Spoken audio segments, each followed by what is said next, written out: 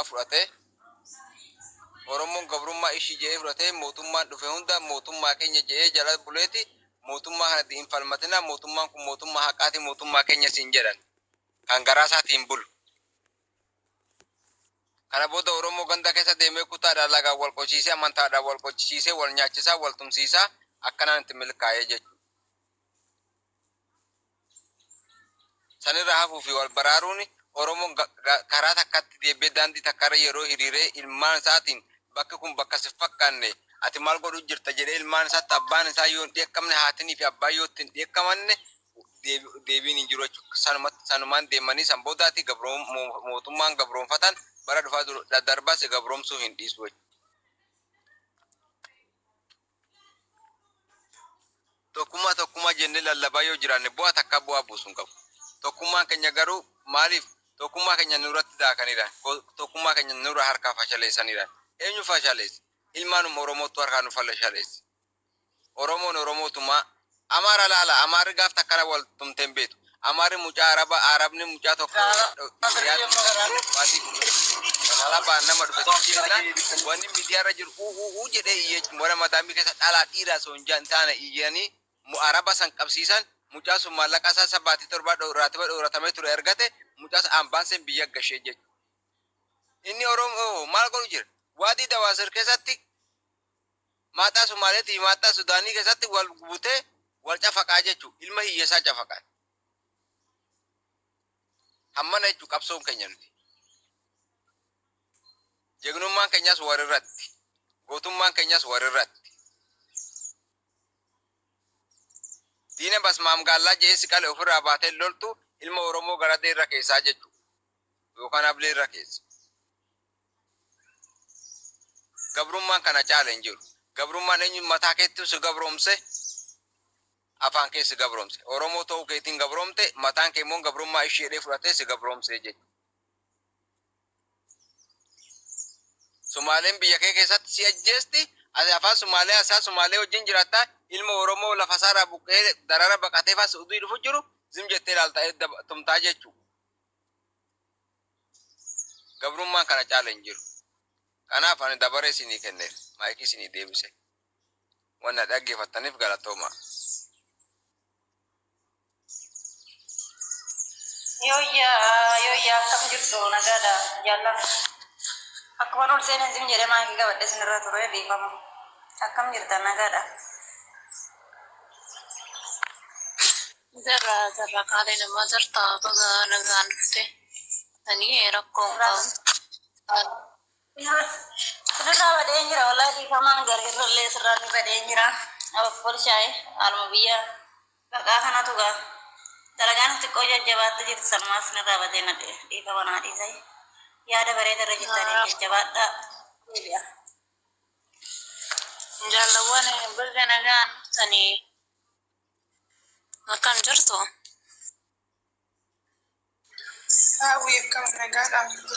Wallah alhamdulillah galata rabbi jirtani hundi keessanuu fayyaa qabdan. Jireenyi maal fakkaata? Wallah sirra hunoo asiin nu ga'e kaataaf tilleessuma jira akkam jirtu? Baga nuuf jiraattanii nagaan dhuftanii isinii jira. Jawaala biraan turre. Maayikii uummata ijoolleetti kennee biraa deebi ture annidha. Dhiifama narraa ta'a. Rakkoon jiru. Dhiifama ture. Ayyee dabaree warreen dubbatin dubbadda warri isinitti tolu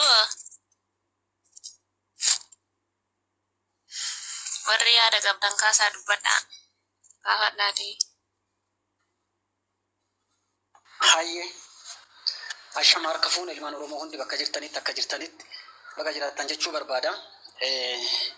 Nama nagaa qabutu nagaa illee waliif dheeressaa waliif baay'isaa nagaa wayituu hin qabnu akkatti jirru rabbi sargaaraa addunyaanis sargaarti.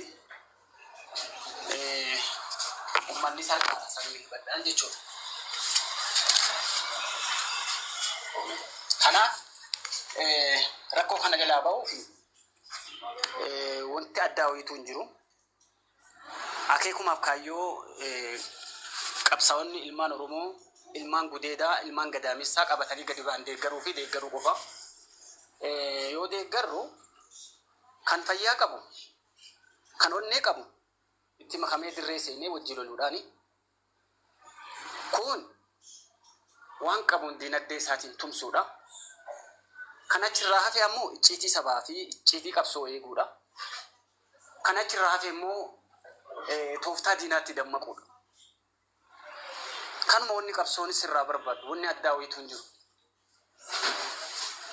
Kana gochuu baattee miidiyaa irratti cal'istee walitti dhuftee wal faarsitee wal arrabsitee beekumsa malee beekumtii argachuudhaaf wal qeexxee arraba qofa bantee mana bantee achitti iyyaa ooltee yuutuubii kan keetii fi fooloo kan kee baay'ifachuu fi kan walitti dhufne yoo taate itti gatee wayitiin qabu.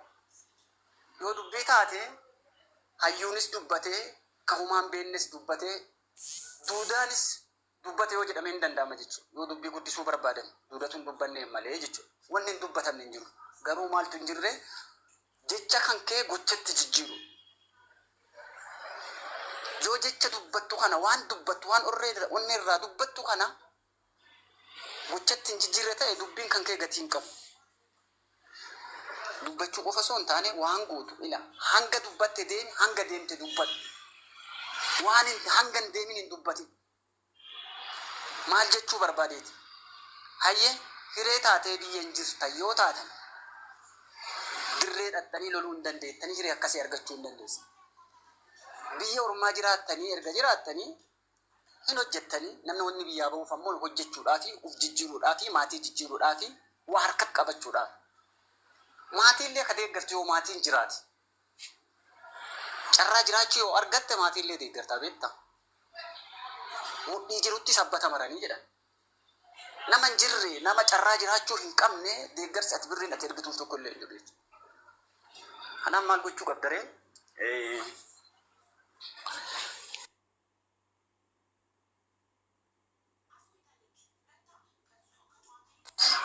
Dhiifama itti fufa.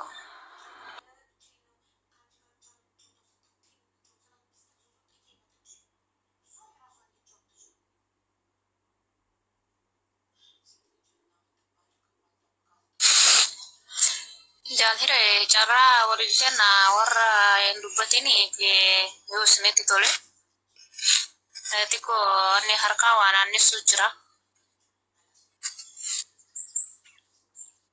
Akkam nagaa jirtu nagaa keessanii beekuma isa dhaggeeffachaa ture xiqqoo waa hunda dubbachuurra waa dhaggeeffachuu mataa caaladheeni. Nagaa jira alhamdulillah itti fufi. Jirra jaalatti.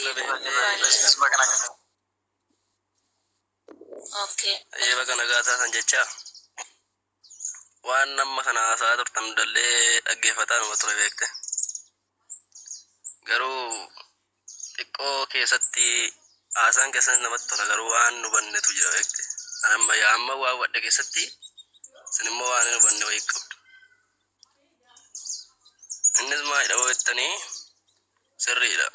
Wanti nuti keessa jirru wanti illee amma yoonallee jirullee anillee isa dhugaa isa dubbachuu waan isin dhosku qabu alistoorii kiyya jala galtanii ilaaluu dandeessu jechaadha. Waraanuma ture beekte akkuma namaa hidhadhee irree qabsoo ture garuu immoo galeeraan akkamittan galee watte wanti hundi keessan iyyuu na caala quba qabdu maaltu ofamaa ture kaleessa gaammanaa gabbaanuu Oromoodhaaf jennee gabbaane miti uummata kanaaf jennee gabbaane baane irree qabsoo dhaqne waliin irbuu tokko seennee silaafuu namni irbuu tokko seenee waan irbuu kana namoonni beektan beekuu dandeessu. Namoonni hin beekne illee namni hin beekne hin jira yaadu beekte sa'aatii kanatti. Garuu immoo maaltu jira seetti? Ani qabsoos hin dadhabne beekte. Qabsoos dadhabee hin galle garuu kan hin dadhabe maalidha? Qabsaa dadhabee hin galle.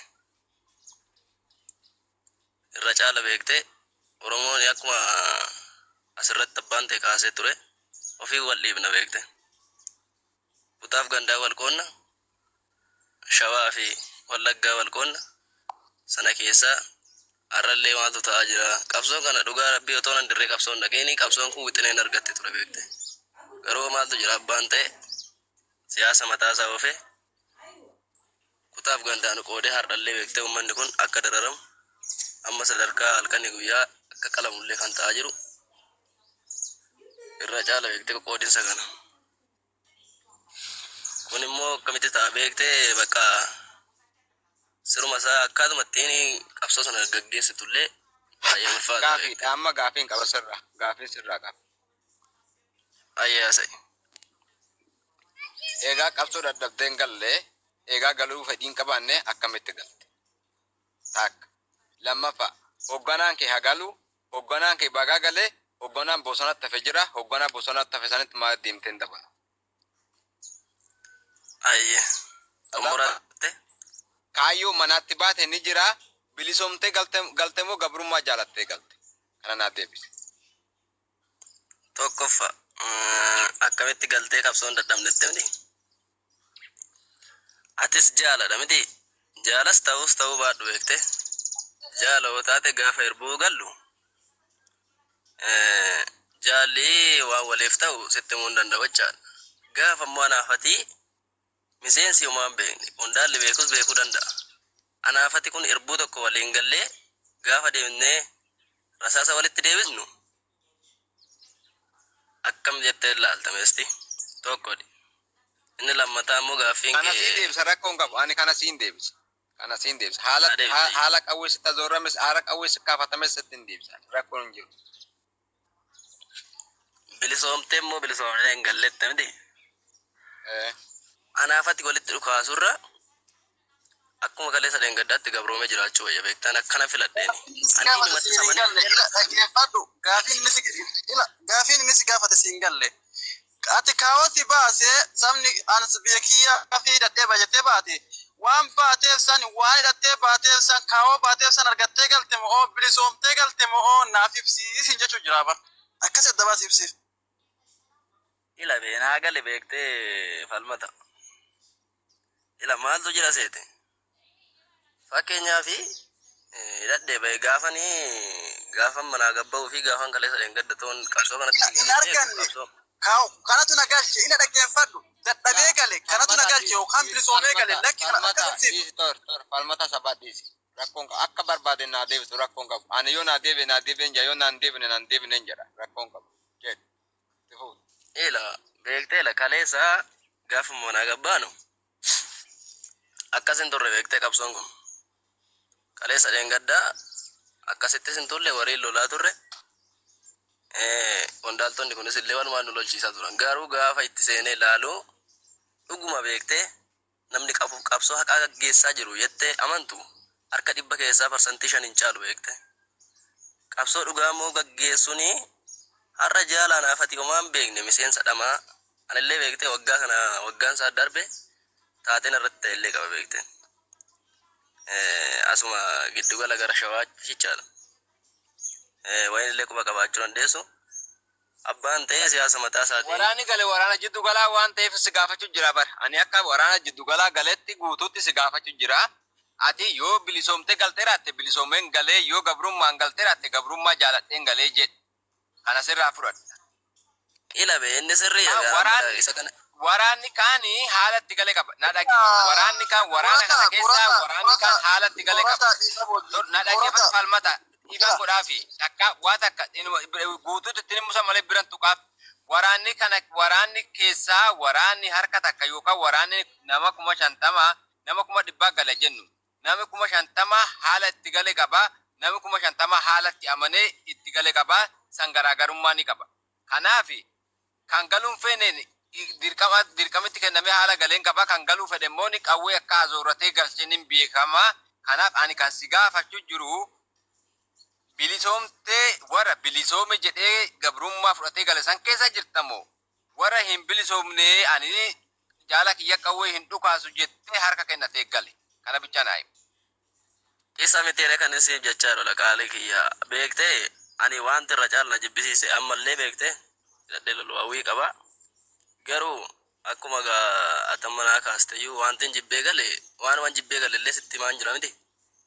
Kanadha beektee inni guddaan sana. Ayyee na dhaggeeffadhu gaa ati waraana sanyii niqqilootii fi shurubbee dullattii wajjin warri gale gami tokko maallaqaan bitatame manni kondominiyeemiin kennamee fi galan. Gami tokko waraana san keessa nuti isinii waliin hin gallu Oromoodhaaf jecha bosona gallee gabrummaa jibbine gallee gabrummaa fudhannee gallu jaanii sanyii niqiluutii fi shurubbee qawwee dhukaasaniira. Dhukaasan moo dhukaas? Sirriidha. Hin gallu jaanii dhukaasan moo hin gallaa jaanii dhukaasan? Koye jaalkiyya namatti na bukkee jira darbaasaa Hin sin gallu jaanii dhukaasan.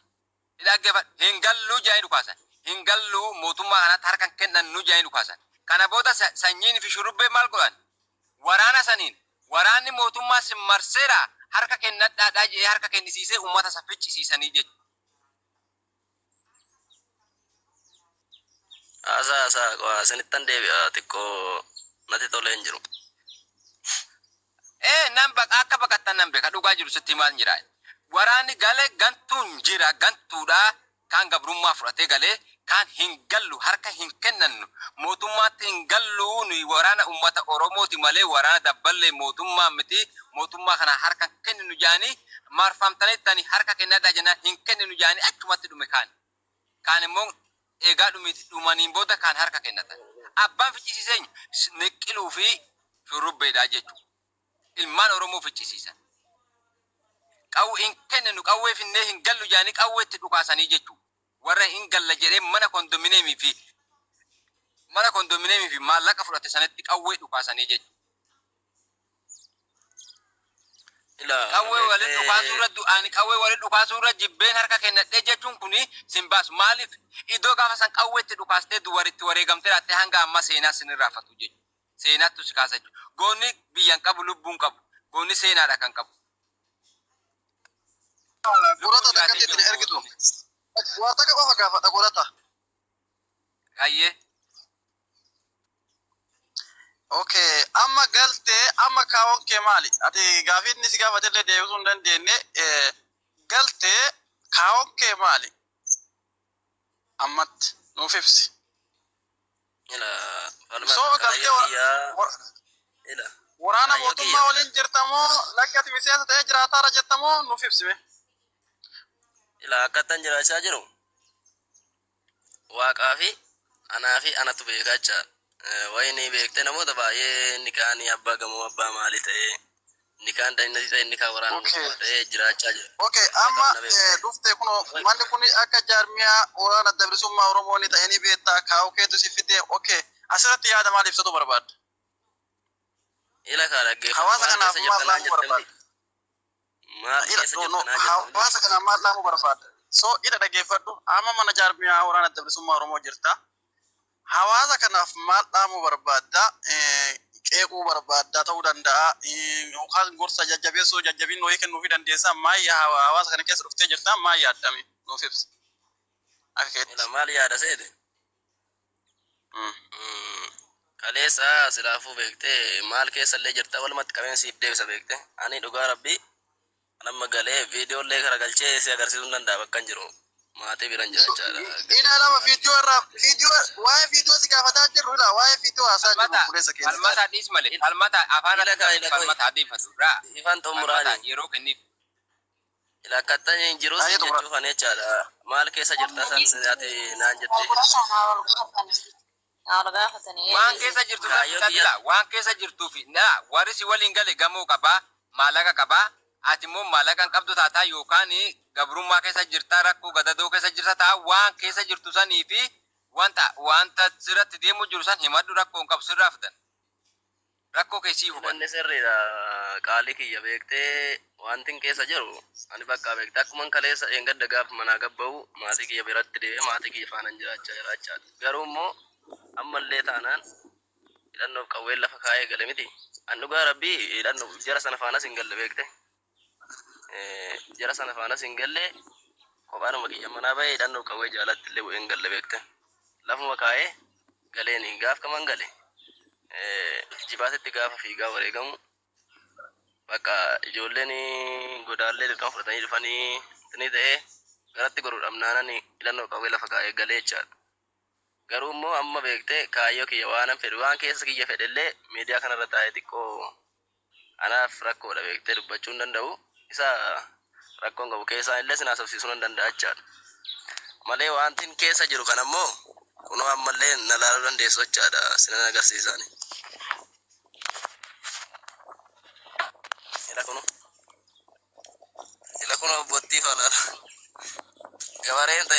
maatii biratti deebi'e.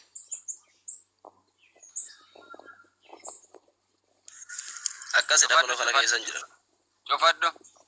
Video cufadhu dhiifama hojii video cufadhu. Video kee cufadhu. Ay miskiina rakkataa. Akkasidha kunoo jiru. Hayyela la. Qorata amma waan yaasus gaafadhu qorata keessaan lakkoofsii si ergu keessaan haasofsiisme. Asirra sinaa sochisuun dhiifama abba. Mataa keetti akka rakkattu sin barbaadu ilma Oromooti. Waraana keessa teetees galtus anaaf takka. Yaa yoo ani gantee warra niqilu wajjin galte siseen ture isaan duran gale jette ani rakkoo sirraan qabu.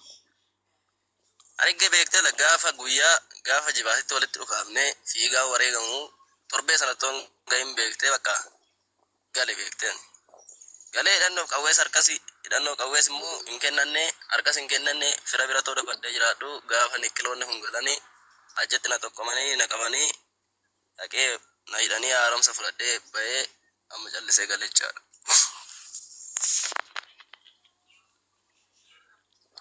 Ayyee.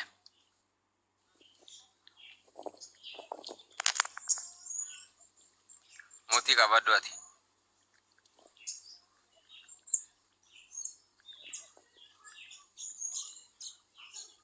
Nami biraa nami yaada qabda.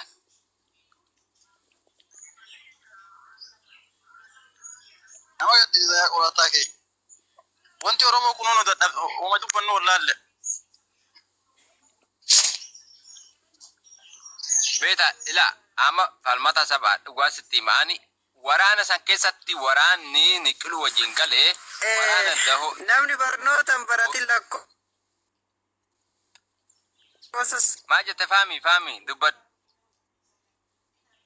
Sagalii fi jaadda baasuu hin danda'u jedhan. Dubbiin baraka. Kanaanu dibdee jiru. Gallee isin hin gaafani.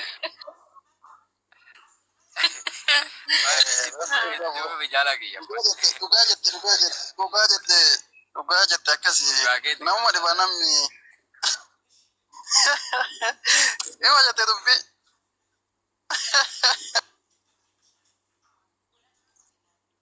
Sagalilleen jedhu Faami lakkoofsi kee immoo naa booddee maal ta'eeti? Faami waasaappii sin bahu.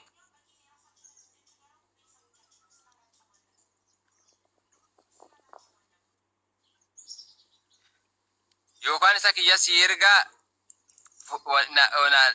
okay naan jetta waasaappiin haa naan jedhe ayyee.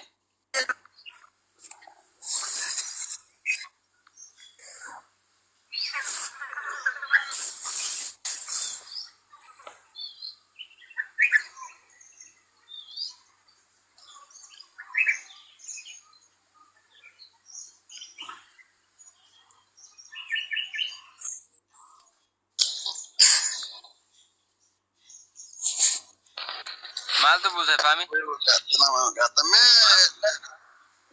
Bu'eera hin jiru. Dhugaa rabbi shabakaa isaa taatee hin beeku.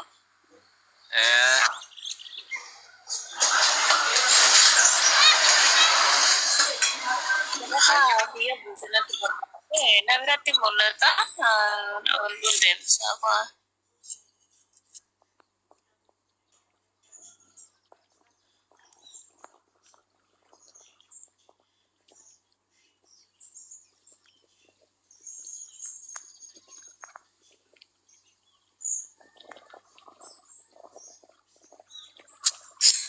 As jalaan jiru akkuma bu'eetti tare.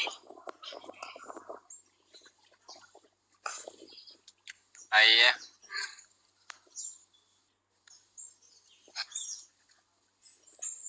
Nama yaada qabu jalaa ol harkisii olaa ba'anii namni yaada ibsatu jira barbaade waan ibsatu. Akkasuma namni jaarmiyaa seenuu feetanis akkasuma keessaan qorataatti illee wargatta rakkoo hin qabu akkasuma jaallan keenya kanatti ol ergadha.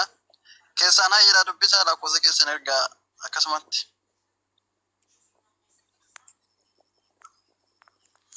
Tole yee nagaa ta'a oolmaa gaarii qabaadha. Isinin dubbisan illee xiqqoo yeroon konnekshinii lafa daataa bareedatti ba'e nagaa naaf ta'a manni guutu fayyaa ta'a jabaadha bakka jirtanitti. Ayyee nagaa ta'atillee. Sillee fayyaa ta'ee nuuf jiraadha.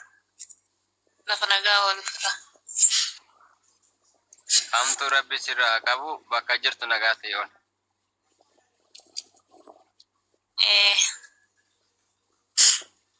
Nagaa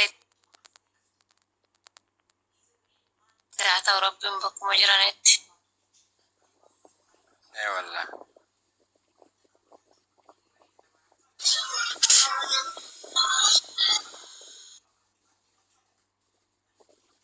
Fahmi maaltu si buuse shabakaa keessa moofiya isallee mara. Shabakaa kiyya barri waanan daqiiqaa lama dura dubbadhe isin immoo gaafa daqiiqaa lama dhumatu dhageeftani. Maali shabakaa tokkos na godhe?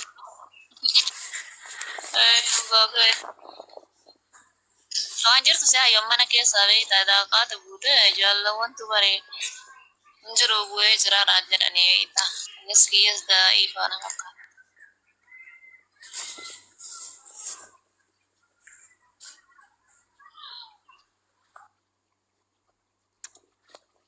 Fahmi baga nagaan dhufte jaala kiyya akkam nagaa fayyaadha.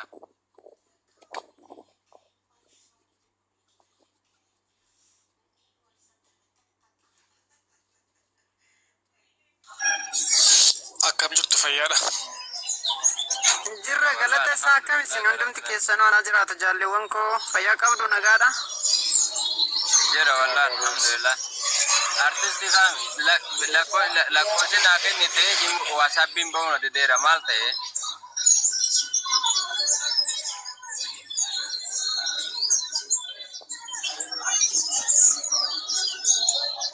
Kalas bakka isa kiyyas ergaati wasaappiidhaan haa hinaan jedhe.